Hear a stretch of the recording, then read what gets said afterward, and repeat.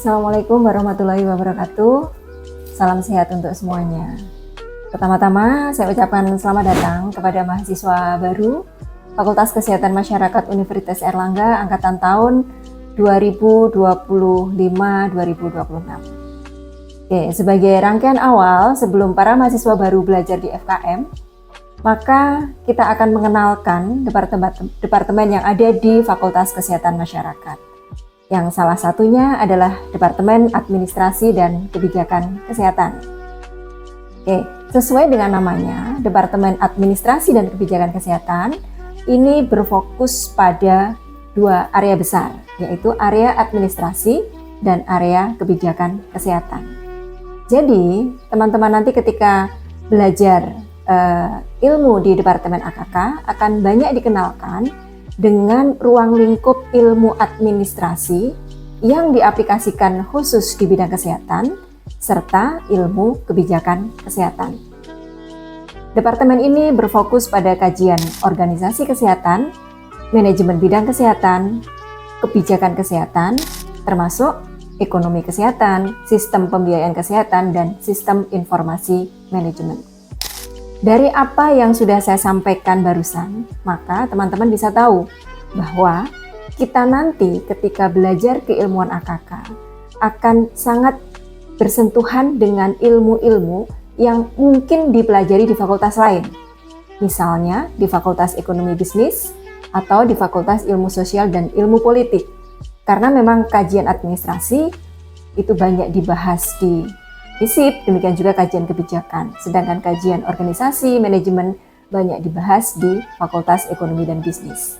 Lalu, apa yang membedakan Departemen AKK dengan departemen yang ada di FISIP maupun FEB?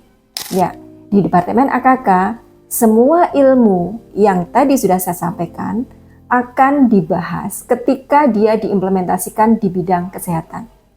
Bagaimanapun, bidang kesehatan punya ciri khusus. Yang mana ciri khusus ini sangat berbeda dengan organisasi-organisasi bisnis yang lain yang non-kesehatan. Nah, itulah pentingnya mengapa di Fakultas Kesehatan Masyarakat ada Departemen AKK. Karena untuk menyelesaikan berbagai macam problem kesehatan masyarakat yang ada, kita harus mengakomodasi semua ranting keilmuan yang ada, termasuk ilmu administrasi dan ilmu kebijakan. Di Departemen AKK, kita mengelola dua jenjang pembelajaran, yaitu jenjang S1. Kita nanti di mulai semester 6 ada peminatan, jadi nanti ada mahasiswa Kesmas peminatan AKK. Lalu kita juga mengelola jenjang S2. Kita memiliki S2 Administrasi dan Kebijakan Kesehatan. Di mana dari jenjang S1 menuju S2 ini harapannya bisa memantapkan pemahaman para mahasiswa jika pada jenjang S1 nanti akan banyak berbicara mengenai hal-hal yang sifatnya teknis operasional, maka nanti pada jenjang S2 akan banyak membahas hal-hal yang sifatnya strategik.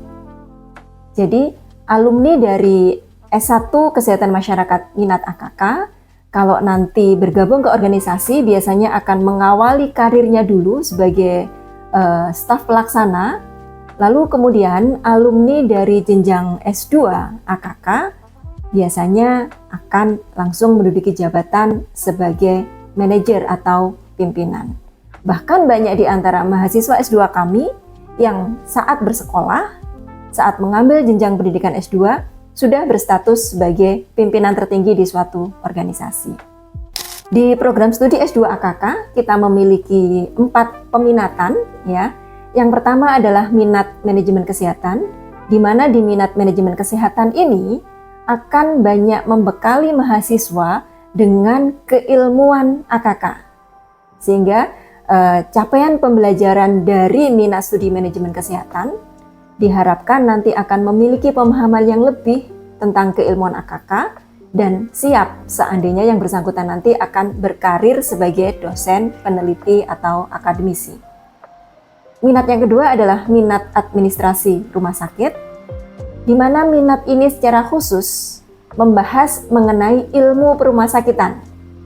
Sehingga peserta studi dari minat studi administrasi rumah sakit ini sebagian besar adalah mereka yang sudah aktif sebagai praktisi di rumah sakitan.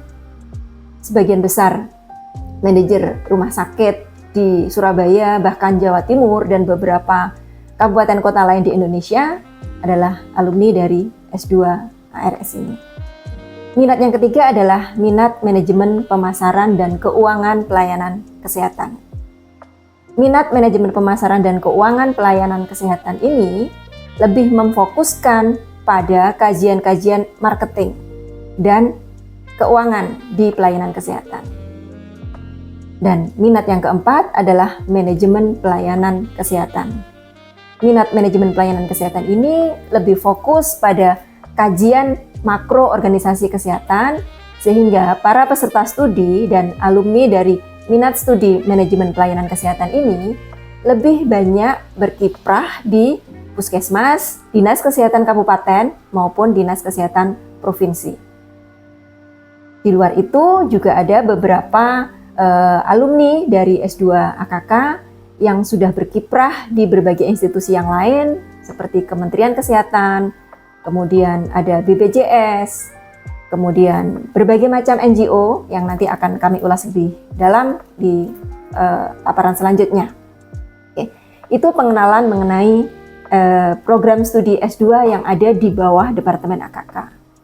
Di samping mengelola program studi S2, Departemen AKK juga mengelola sebuah jurnal yang kita beri nama sebagai Jurnal Administrasi Kesehatan Indonesia, disingkat JAKI atau in English Indonesian Journal of Health Administration.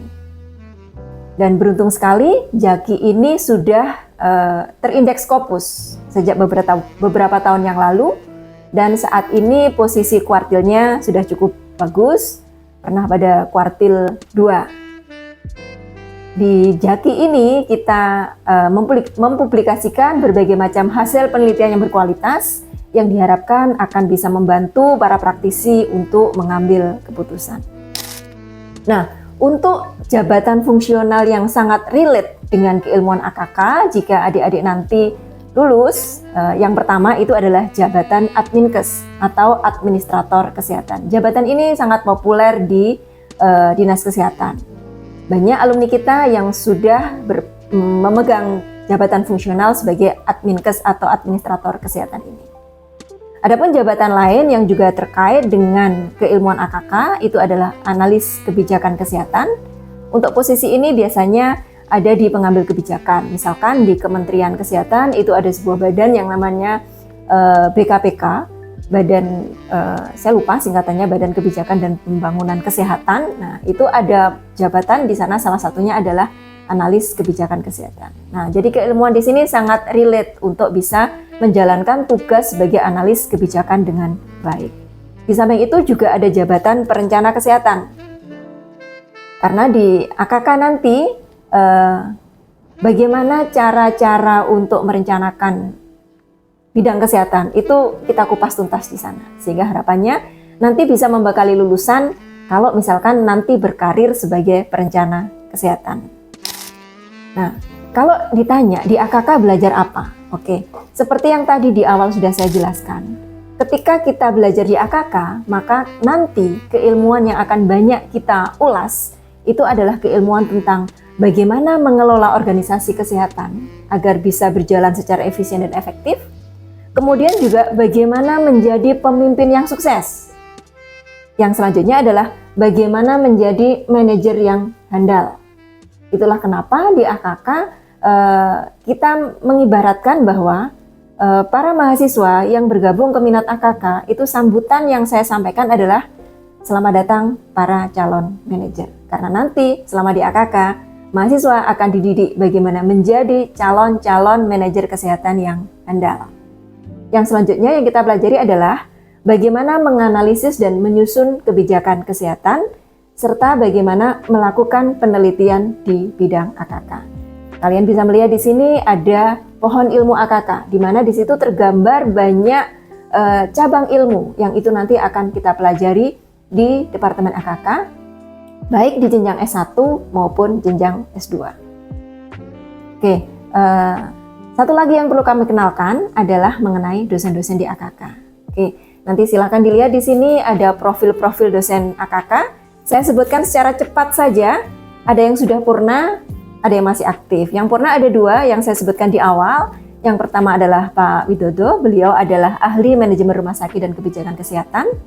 Kemudian yang kedua adalah Prof. Suprianto, beliau adalah ahli marketing dan manajemen mutu kesehatan. Beliau ini adalah sesepuhnya AKK yang saat ini sudah purna, tetapi sampai saat ini masih sering membantu kita di dalam proses pembelajaran. Kemudian untuk dosen-dosen yang masih aktif berikutnya, ada Prof. Nyoman Anita Damayanti, saat ini beliau sebagai Wakil Dekan 1, ahli manajemen sumber daya manusia bidang kesehatan. Berikutnya adalah Prof. Tini Nurul Rohmah, beliau adalah ahli ekonomi kesehatan. Kemudian ada Dr. Ernawati, beliau adalah ahli kebijakan kesehatan dan primary care. Kemudian ada Dr. Setia Haksama, beliau ahli manajemen bencana dan manajemen mutu kesehatan. Ada Pak Jazuli Khalidianto yang saat ini kebetulan juga sebagai Ketua Program Studi S2 AKK. Beliau ahli manajemen rumah sakit dan asuransi kesehatan. Lalu ada saya sendiri, saya tadi belum mengenalkan diri. Nama saya Ratna, Prof. Ratna Wulandari. Saya memperdalam mengenai perencanaan kesehatan dan pengembangan organisasi. Selanjutnya ada Bu Maya Sari Dewi, ada Bu Inge Damanti. Bu Inge Damanti ini ahli keselamatan pasien yang saat ini beliau juga sebagai Ketua PUI, Pusat Unggulan Iptek Patient Safety di Universitas Erlangga, yang juga punya jabatan yang bagus sebagai boardnya Patient Safety di WHO. Kemudian ada Pak Tito Yustiawan, beliau baru saja menyelesaikan pendidikan PhD-nya dari New Zealand, yang mana beliau ini ahli di sistem informasi manajemen kesehatan.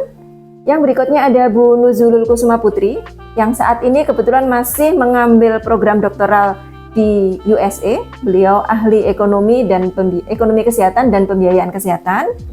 Kemudian ada juga Pak Ilham Aksanurido yang saat ini juga sedang mengambil program doktoral di Jerman.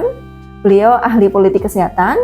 Dan yang terakhir ada Bu Nur Atika MPH. Beliau adalah ahli Health Technology Assessment. Ada 3 tenaga kependidikan yang secara langsung membackup departemen dan S2 AKK.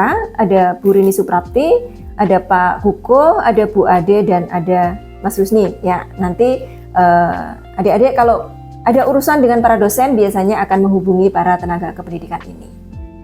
Oke, nah berikutnya yang perlu juga kami sampaikan sebagai informasi yang sayang kalau saya simpan sendiri adalah mengenai kiprah dari para dosen maupun kiprah departemen. Karena bagaimanapun sebuah universitas itu harapannya bisa memberikan manfaat bukan hanya internal kampus tetapi juga secara eksternal. Untuk itulah kenapa para dosen di Departemen AKK ini kita dorong untuk bisa mengabdikan keilmuan yang dimilikinya keluar kampus.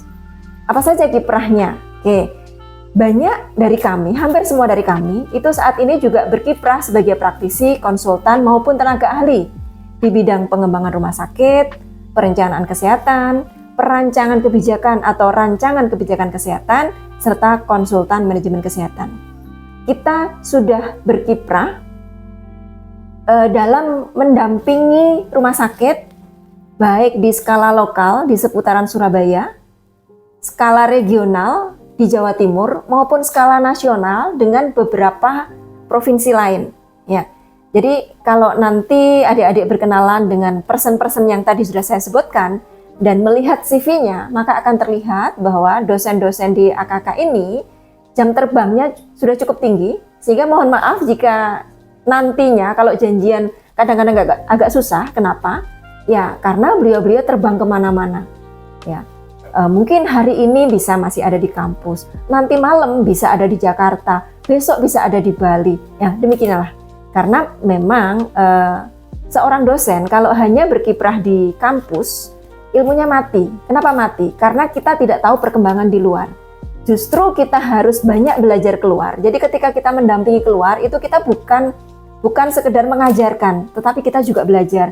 Karena perkembangan-perkembangan terbaru itu ada di luar. Nah, itulah kenapa model-model pendampingan ke rumah sakit, dinas kesehatan, bahkan ke Kementerian Kesehatan itu sangat kita fasilitasi, sangat kita dorong. Kenapa? Karena dengan mekanisme seperti itulah para dosen-dosen di AKK semakin berkembang, sehingga ilmu yang nantinya disampaikan kepada adik-adik mahasiswa juga up to date. Departemen AKK juga mengelola beberapa pusat studi, riset group, atau gerakan-gerakan yang sifatnya penelitian dan pengabdian masyarakat. Yang populer diantaranya adalah Geliat Erlangga. Ini adalah gerakan peduli ibu dan anak sehat berbasis keluarga dan masyarakat, di mana foundernya adalah Prof. Nyoman dan saya sebagai anggotanya. Kita sudah berkiprah di Jawa Timur dalam membantu menurunkan angka kematian ibu dan angka kematian bayi. Kemudian yang kedua ada PUI, ya, Pusat Unggulan Iptek, yang ketuanya adalah Bu Inge, yang juga sudah berkiprah baik secara nasional maupun internasional. Bagaimana beliau secara aktif menghasilkan tools atau alat bantu untuk membantu memantau keselamatan pasien di rumah sakit. Oke, mata kuliah apa saja yang dikelola Departemen AKK? Ada mata kuliah dasar administrasi rumah sakit, organisasi dan manajemen kesehatan, dasar kebijakan kesehatan, kemudian kepemimpinan berpikir sistem, ekonomi kesehatan. Itu yang nanti akan diberikan untuk semua mahasiswa Kesmas. Tetapi ada juga mata kuliah yang nanti hanya kita berikan kepada mahasiswa minat AKK. Kenapa? Ya, karena memang mata kuliah ini adalah mata kuliah penciri AKK. Yang tadi sudah saya sebutkan, itu semuanya akan dapat. Sedangkan ada 10 mata kuliah lain yang nanti hanya didapatkan oleh mahasiswa minat AKK. Apa saja? Misalnya analisis kebijakan kesehatan, ya, kemudian ada manajemen mutu bidang kesehatan, ada evaluasi ekonomi bidang kesehatan, ada manajemen layanan kesehatan, manajemen sumber daya manusia, manajemen strategik, asuransi kesehatan, manajemen logistik, serta sistem informasi, manajemen rumah sakit dan kesehatan. Nah, ini sebagai penciri, sehingga nanti harapannya mahasiswa minat AKK akan betul-betul paham bagaimana mengelola organisasi kesehatan. Ditempatkan dimanapun dia paham. Kenapa? Karena keilmuannya sudah kita berikan dengan sangat lengkap di minat AKK yang nanti akan mulai didapatkan di semester 6, 7, dan semester 8. Prospek kerjanya apa? Oke, kita bisa bekerja di organisasi pemerintah maupun di organisasi swasta. Di organisasi pemerintah apa saja? Mulai dari level kementerian, alumni kita sudah banyak yang di sana, ya. Kementerian Kesehatan, di Bappenas juga ada, di BRIN, Badan Riset dan Inovasi Nasional, ada banyak alumni kita juga, ada Bapeda, kemudian ada Dinas Kesehatan, baik provinsi maupun kabupaten, ada Dinas DP3A PPKB, ada rumah sakit, ada puskesmas, ada BPJS, dan di universitas. Di organisasi swasta misalnya apa? Rumah sakit, klinik, lab, LSM atau NGO, konsultan, dan di lembaga-lembaga pendidikan. Sebagai apa mereka di sana? Di 3 jenjang, mulai dari staf pelaksana, sebagai manajer di level middle, maupun manajer di level tertinggi. Ada yang di HRD, ada di keuangan, ada di perencanaan, ada di marketingnya, ada di pengelolaan mutunya, ada di pengelolaan program, leadbank, maupun sistem informasi. Lengkap pokoknya. Ya, jadi kalau nanti saudara sempat berkenalan dengan para alumninya AKK, kalau di data, di semua bidang yang saya sebutkan tadi, ada alumni kita di sana. Baik di level yang masih pemula karena baru lulus, maupun di level tertinggi karena sudah lama berkiprah di sana. Oke, ini contoh-contoh profil alumni kita. Bisa di browsing sendiri karena ini bisa saudara dapatkan dengan gampang di sosial media. Beliau sekarang ada di mana, sebagai apa, kiprahnya apa saja. Nanti silahkan dilihat sendiri di sini. Oke, itu yang bisa saya kenalkan dari Departemen AKK. Semoga perkenalan singkat ini bisa cukup memberikan wawasan kepada para mahasiswa baru tentang apa yang nanti akan dipelajari di FKM ini. Dan tentunya harapannya bisa membuat para mahasiswa baru ini semakin tertarik, ya. Jadi kerasan ketika di FKM ini, ya. Jadi jangan kemudian berpikir, oh tahun depan saya mau mencoba lagi. Tidak, di AKK, di FKM menjanjikan sebuah pembelajaran yang sangat prospektif untuk masa depan kalian. Oke, itu saja perkenalan dari Departemen AKK. Terima kasih, saya akhiri. Assalamualaikum warahmatullahi wabarakatuh. Salam sehat.